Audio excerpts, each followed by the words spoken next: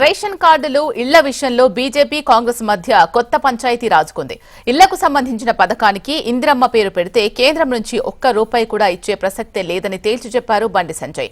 అలాగే రేషన్ విషయంలోనూ ఇదే వర్తిస్తుంది అన్నారు. బండి సంజయ్ వ్యాఖ్యలపై స్పందించిన టీపీసీసీ చీఫ్ మహేష్ కుమార్ గౌడ్ అసలు ఇందిరమ్మ త్యాగం ముందు మోడీ ఎంత అని ప్రశ్నించారు.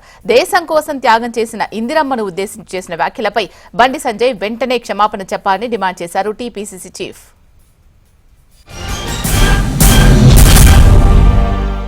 ఇంద్రమ్మ ఇల్లు అన్న కొత్తగా బిడ్డ ఇంద్రమ్మ ఇల్లు అని పేరు పెడితే కేంద్ర ప్రభుత్వం నుంచి ఒక్క ఇల్లు రాసి పెట్టుకోండి.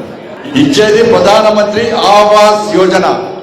నరేంద్ర మోడీ గారి ప్రభుత్వం ప్రధానమంత్రి ఆవాస్ యోజన కింద తెలంగాణ రాష్ట్రానికి ఇల్లు ఇవ్వడానికి సిద్ధంగా ఉంది. మీరు ప్రధానమంత్రి ఆవాస్ యోజన పక్కకు పెట్టి ఇంద్రమ్మ ఇళ్ల పేరుతో మళ్ళా క్యాంపింగ్ చేసే ప్రయత్నం చేస్తే ఒక్క ఇల్లు కూడా కేంద్ర ప్రభుత్వం ఇవ్వదు.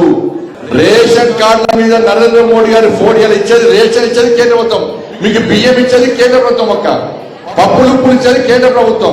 ఇప్పుడు రేషన్ కార్డులు ఇవ్వమంటే రేషన్ కార్డుల మీద ముఖ్యమంత్రి గారు ఫోటో పెడతారు, కాంగ్రెస్ పార్టీ ఇంద్రమ్మ ఫోటో పెడతారు.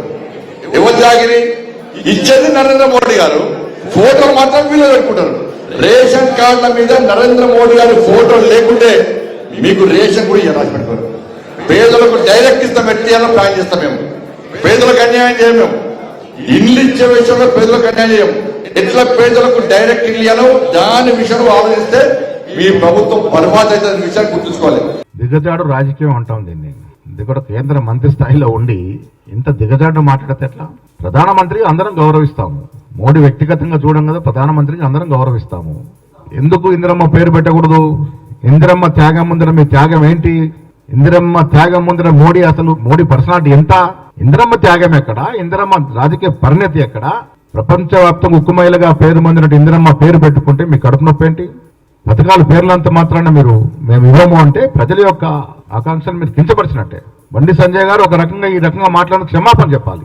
ఇందిరమ్మ ఈ దేశ ప్రజలందరూ కూడా ఇప్పటి గుండెలు పెట్టుకొని ఒక తల్లిగా చేసుకుంటే మహానాయకురాలు. ఆవిడ పేరు పెడితే మీకు ఇంత నొప్పి అంటే ఏ రకంగా అంటారు? ఏ హక్కుతో అంటా ఉన్నారు మీరు? ఇందిరమ్మ పేరు పెడితే ప్రధానమంత్రి ఫోటో పెట్టుకుని కార్యక్రమాలు ఇవ్వలేమని. వీళ్ళు ఇందిరమ్మ ఇల్లు ఇస్తా ఉన్నాం, మేము ఎక్కడ కూడా పార్టీ చూడట్లేదు కదా, ఎవరు అర్హులైతే వారికి ఇస్తా ఉన్నాం.